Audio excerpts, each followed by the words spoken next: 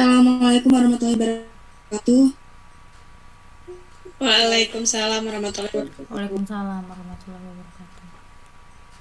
Baik, di sini saya Lesma Rauni akan memaparkan artikel saya yang berjudul Media Pembelajaran Berbasis Website Terhadap Generasi Z pada Pembelajaran Abad ke-21 di SMA Negeri 1 Kota Gajah. Untuk menunjang pembelajaran di kelas diperlukan sarana dan prasarana pendukung berupa alat bantu atau media. Dalam dunia pendidikan, seringkali istilah alat bantu atau media komunikasi digunakan secara bergantian atau sebagai pengganti istilah media pendidikan atau pembelajaran.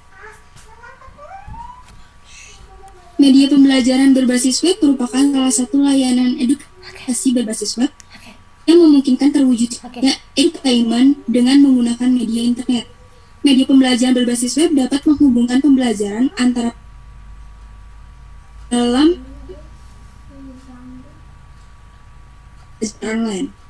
Permasalahan pembelajaran konvensional dibandingkan dengan pembelajaran berbasis web dapat ditinjau dari segi interaktivitas pendidik dan peserta didik yang terbatas, fleksibilitas dalam hal menyediakan waktu, tempat, dan bahan ajar, serta aksesibilitas sumber materi pembelajaran. Media pembelajaran berbasis web tercipta untuk mengatasi permasalahan-permasalahan tersebut.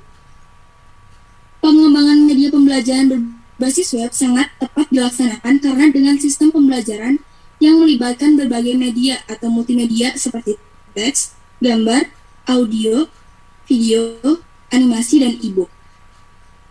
Dalam pembelajaran, guru yang menyajikan materi pembelajaran yang lebih menarik, tidak monoton, dan memudahkan penyampaian kepada peserta didik. Peserta didik mempunyai sumber belajar alternatif yang dapat digunakan untuk belajar mandiri dan membantu mereka untuk lebih memahami materi yang diajarkan. Menurut Maran pada tahun 2011, menyatakan bahwa penggunaan multimedia dalam sumber belajar memberikan keuntungan bagi peserta didik dan pengajar. Web-based learning atau pembelajaran berbasis web adalah pembelajaran yang berhubungan dengan materi ajar yang disajikan melalui web browser seperti Internet Explorer, Mozilla Firefox, Opera, Netscape, dan lain-lain. Adapun langkah-langkah yang ditempuh dalam metode pengembangan inti adalah sebagai berikut menurut Wahono. 1. Menentukan mata pelajaran yang akan dikembangkan dan mengidentifikasi silabus untuk mata pelajaran tersebut. Kedua, menentukan tujuan umum dan tujuan khusus. Ketiga, menganalisis karakteristik atau audiens. Yang keempat, menyusun bahan ajar. Yang kelima, mendesain software atau WBL. Adab abad milenium, abad atau biasa disebut dengan abad 21, merupakan abad pengetahuan dan era globalisasi yang menuntut kemampuan berpikir tingkat tinggi. Pada abad pengetahuan diperlukan sumber daya manusia dengan kualitas tinggi yang memiliki keahlian berpikir tingkat tinggi, antara lain berpikir kritis, kreatif, dan sebagainya, menurut Trilling and Wood pada tahun 1999. Menurut Wagner pada tahun 2010, itu ada 7 keterampilan pada abad ke-21, yaitu yang pertama, kemampuan berpikir kritis dan pemecahan masalah. Kedua, kolaborasi dan kepemimpinan. Yang ketiga, ketangkasan dan kemampuan beradaptasi. Yang keempat, inisiatif dan berjiwa entrepreneur. Yang kelima, mampu berkomunikasi efektif. Yang keenam, mampu mengakses dan menganalisis informatika. Yang ketujuh, memiliki rasa ingin tahu dan imajinasi.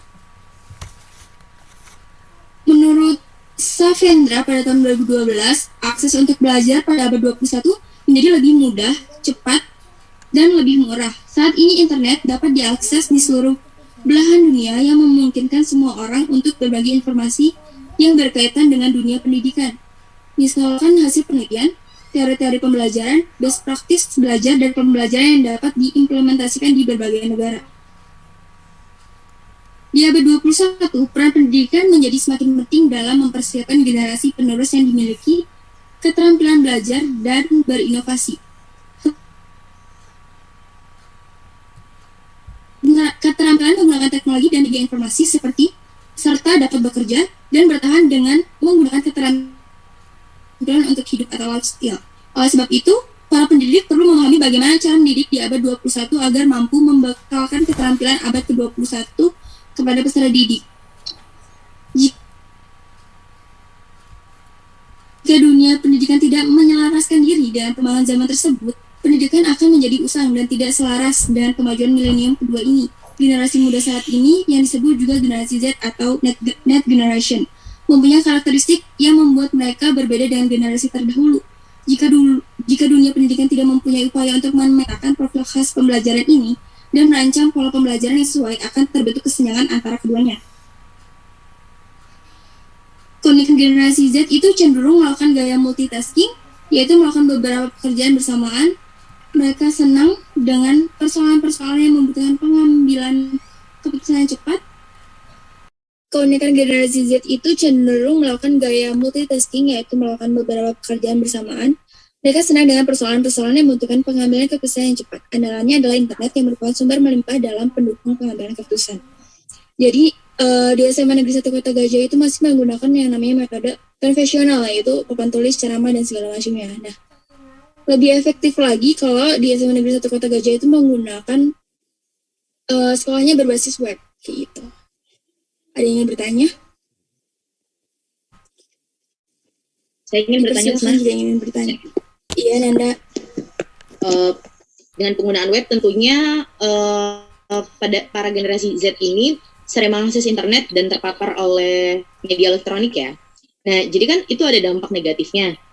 Kira-kira gimana sih cara menanggulangi dampak negatif itu tadi? Okay.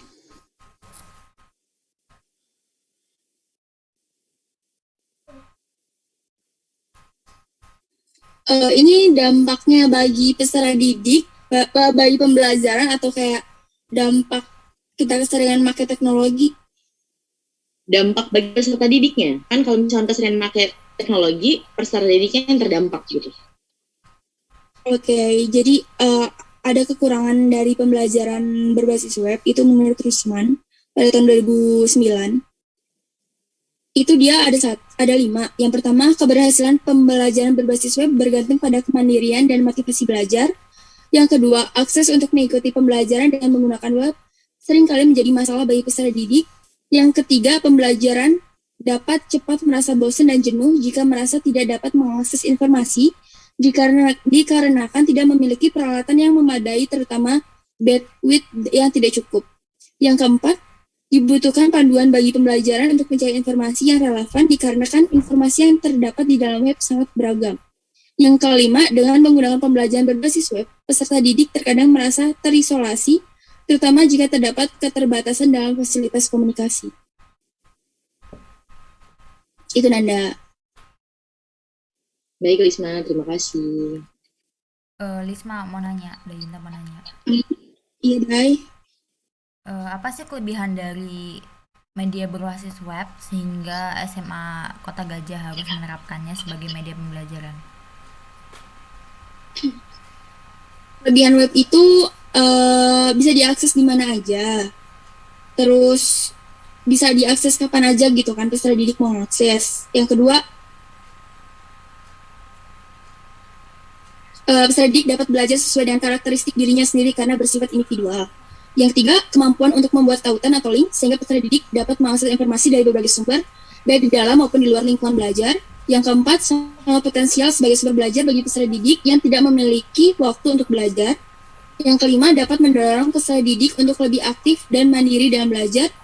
Yang keenam, menyediakan sumber belajar tambahan yang dapat digunakan untuk memperkaya materi pembelajaran. Dan yang ketujuh, isi dari materi pembelajaran dapat diperbaharui dengan mudah. Oke. Sepertinya cukup ya, saya akhiri. Wabillahi taufiq wal hidayah. Wassalamualaikum warahmatullahi wabarakatuh. Waalaikumsalam. Waalaikumsalam. Warahmatullahi wabarakatuh.